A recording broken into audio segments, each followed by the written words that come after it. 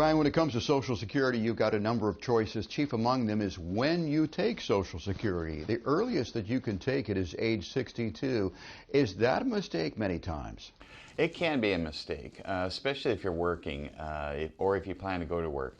So you can make about $20,000 of earned income. I'm not talking about unearned income like rents or investments, that kind of thing. I'm talking about earned income, W-2 or Schedule C type income.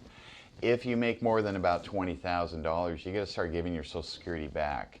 And so that's not a wise choice, certainly, if you're going to do that. Sometimes people make the mistake also of retiring at, or starting to take it at 62, saying, yeah, I'm retired, I'm never going back. And 6 months later, their old employer says, we can't do this without you. Will you come back on a consulting gig? We'll pay you $100 grand a year to work half-time. And they go, oh, yeah, I think I'll do that for a while. And they go, oops, I took Social Security early. Now I got to give it all back, and I don't get any more raises. Well, if they give it back within the first 12 months of taking it, then they can have a redo. But if it's past 12 months, they don't get a redo, they don't get any more raises, and they got to give back their Social Security. So if you think you might go back to work before your full retirement age, then it's probably a bad idea. So there is a provision for start, stop, and start again when it comes to Social Security. So 62 is the earliest that you can take it. As you said, there are some reasons that you may not want to take it at 62.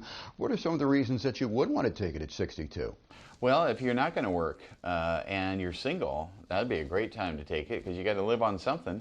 And so getting all those extra checks in your 60s. Another reason, if you're not working, and let's say you don't even need it, but you think you can invest that money really well, and you're looking at, okay, if I take it early, I get 12 more checks a year than I would if I don't.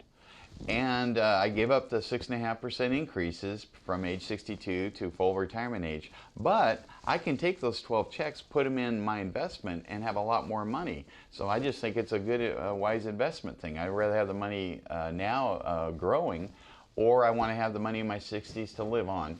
As long as you don't have to give it back, that can be a good reason for that. So if you take Social Security at age 62, your overall earnings are going to be reduced.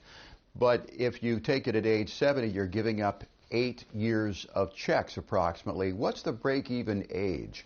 Yeah, the break-even is approximately, usually when I run it, is right around age 79. Meaning if you took it at age 62, you make X number of dollars through age 79. If you took it at age 70, you'd make the same amount through about age 79. So that doesn't really account for time value of money or how your investments did. I would also say that money in your 60s is more valuable generally than money in your 80s if you have enough.